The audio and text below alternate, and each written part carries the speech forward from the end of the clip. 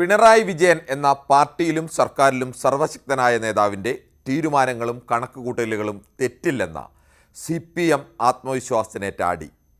പ്രബല മതസമുദായ നേതാക്കൾ വ്യക്തിപരമായി ശത്രുപക്ഷത്ത് നിർത്തുകയും പതിവ് കോൺഗ്രസ് ശൈലി വിട്ട നിലപാടുകളുടെ പേരിൽ പാർട്ടി നേതാക്കളുടെ എതിർപ്പ് നേരിടുകയും ചെയ്യുന്ന VD സതീശൻ കരുത്തുകാട്ടിയ തെരഞ്ഞെടുപ്പ്. തിരുവനന്തപുരം കോർപ്പറേഷൻ വിജയം കൊണ്ട് മാത്രം പാർട്ടിക്കുള്ളിലെ എതിർചേരി നേതാക്കളെ നിശബ്ദരാക്കി തൻ്റെ സംസ്ഥാന അധ്യക്ഷ സ്ഥാനം ഉറപ്പിച്ച രാജീവ് ചന്ദ്രശേഖർ. മൂന്ന് മുന്നണികളെയും നയിച്ച ഈ മൂന്ന് നേതാക്കൾക്ക് ഈ തെരഞ്ഞെടുപ്പ് ഫലം നൽകുന്ന അടയാളപ്പെടുത്തലുകൾ. ഇനി മുന്നണികളിലേക്ക് വന്നാൽ 4 മാസത്തിനപ്പുറം നടക്കേണ്ട നിയമസഭാ തെരഞ്ഞെടുപ്പിൽ UDFന് ആത്മവിശ്വാസം പകരുന്ന ജയം.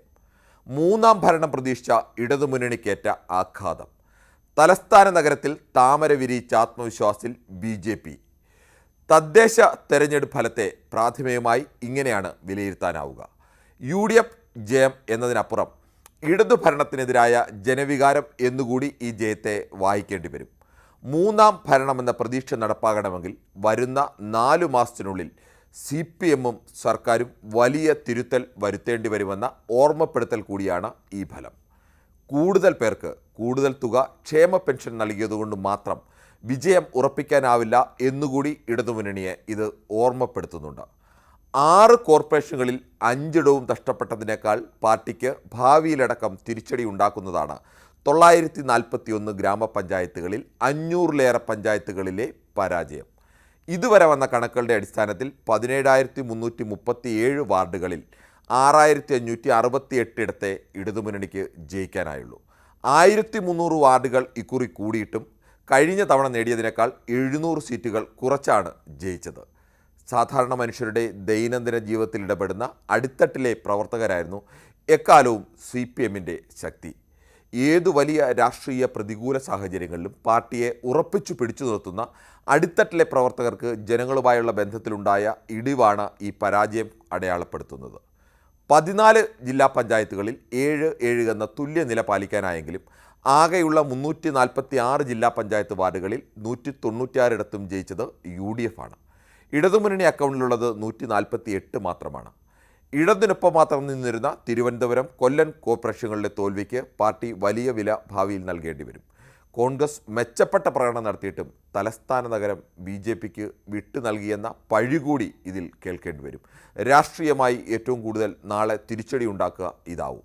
കൊല്ലം ജില്ലയിൽ പൊതുവെ ജയം ആവർത്തിക്കാനായെങ്കിലും കോർപ്പറേഷൻ നഷ്ടമായതും അവിടെ BJPക്ക് 12 സീറ്റിൽ ജയിക്കാനായതും സ്വാഭാവികമായും CPM നേതൃത്വത്തിനെതിരെ ചോദ്യങ്ങൾ ഉയർത്തും. ജോസ് കെ മാണിയെ കൂട്ടിയും ക്രൈസ്തവ സഭാ തലവന്മാരെ അനുനയിപ്പിച്ചും മധ്യകേരളം പിടിക്കാമെന്ന കണക്കുകൂട്ടലും ഇക്കുറി പിഴച്ചു. വെൽഫെയർ പാർട്ടി ബന്ധം ഉയർത്തിക്കാട്ടി മുസ്ലിം വോട്ടിലും മുസ്ലിം ലീഗ് വോട്ടിലും ഭിന്നതയുണ്ടാക്കാമെന്ന പ്രതീക്ഷയും അസ്ഥാനത്തായി. എക്കാലവും CPMൻ്റെ നട്ടലായ ഈഴവ വിഭാഗത്തിൽ നിന്നും വലിയ ചോർച്ചയുണ്ടായെന്ന് വേണം കണക്കാക്കാൻ. വെള്ളാപ്പള്ളി നടേശനെതിരെ കടുത്ത ആക്രമണം നടത്തിയ ഘട്ടങ്ങളിൽ പോലും ഇടതുപക്ഷത്തെ ചേർത്തു പിടിച്ച വിഭാഗത്തിൻ്റെ വോട്ടുകളിലാണ് ഈ മാറ്റം ഉണ്ടായത്. മതേതര മനസ്സിൽ വെറുപ്പ് കോരിയിട്ട വെള്ളാപ്പള്ളിയെ ചേർത്തു പിടിച്ചത് പാർട്ടിക്ക് ഗുണമായോ ദോഷമായോ എന്നതിലും ഇനി ചർച്ച വേണ്ടിവരും. ഇനി UDFിലേക്ക് വന്നാൽ 10 വർഷമായി ഭരണത്തിന് പുറത്തു നിൽക്കുന്ന UDFന് ഈ വിജയം നൽകുന്ന ആത്മവിശ്വാസം വളരെ വലുതാണ്. തദ്ദേശ തെരഞ്ഞെടുപ്പിൽ സർവ്വമേഖലയിലും കഴിഞ്ഞ തവണ ഇടതുമുന്നണി നേടിയ സർവാധിപത്യം പക്ഷേ ഇക്കുറി UDFന് നേടാനായില്ല എന്ന യാഥാർത്ഥ്യം കൂടി ഒപ്പമുണ്ട്. UDF ജയത്തിൽ ഒന്നാമത്തെ ക്രെഡിറ്റ് സ്വാഭാവികമായും പ്രതിപക്ഷ നേതാവ് VD സതീശന് തന്നെയാണ്. മുന്നണിയെ മുന്നിൽ നിന്ന് നയിക്കാനും പരമാവധി പേരെ ഒപ്പം നിർത്താനും പതിവ് വിട്ട് മുന്നൊരുക്കം നടത്താനും സതീശനായിട്ടുണ്ട്. രാഹുൽ മാങ്കൂട്ടത്തിൽ വിഷയം വന്നപ്പോൾ കേരളത്തിലെ 3 മുന്നണികളുടെയും ഇത്തരം വിഷയങ്ങളിലുള്ള പതിവ് രീതികളാകെ വിട്ട് കടുത്ത നടപടികളിലേക്ക് പോയ ഉറച്ച നിലപാടിനുള്ള അംഗീകാരം കൂടിയായി വേണമെങ്കിൽ ഇതിനെ വ്യാഖ്യാനിക്കാം. മത സമുദായ നേതാക്കളിൽ പ്രബലരെന്ന് കരുതുന്ന പലരും കടുത്ത സതീശൻ വിരുദ്ധരാണ്. അവരൊക്കെ പരസ്യമായി അത് പ്രകടിപ്പിക്കുകയും ചെയ്തിട്ടുണ്ട്. പക്ഷേ അപ്പോഴും ആ വിഭാഗങ്ങൾ പെടുന്നവരെ കോൺഗ്രസിനൊപ്പം നിർത്താനായി എന്നത് ചെറുതല്ലാത്ത നേട്ടമാണ്. മധ്യകേരളത്തിലെയും ക്രൈസ്തവ വിഭാഗങ്ങൾക്കിടയിലെയും കോൺഗ്രസ് സ്വാധീനം തിരിച്ചുപിടിക്കാൻ കഴിഞ്ഞു എന്നത് ഈ തെരഞ്ഞെടുപ്പിൽ കോൺഗ്രസ് നൽകുന്ന ഏറ്റവും വലിയ പ്രതീക്ഷ കൂടിയാണ്.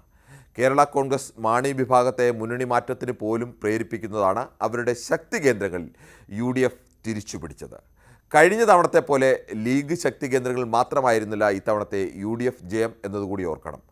പ്രതീക്ഷിക്കപ്പെട്ട വലിയ മുന്നേറ്റം സാധ്യമായില്ലെങ്കിലും തിരുവനന്തപുരം കോർപ്പറേഷനിൽ വിജയം ഒന്നുകൊണ്ട് മാത്രം ബി ജെ പിയുടെ സംസ്ഥാന അധ്യക്ഷൻ രാജീവ് ചന്ദ്രശേഖരനും ഈ ജയം ആഘോഷിക്കാൻ വക നൽകുന്നതാണ്. ബി ജെ പിയെ സംബന്ധിച്ച് അത്രത്തോളം വലുതാണ് തിരുവനന്തപുരം ജയം.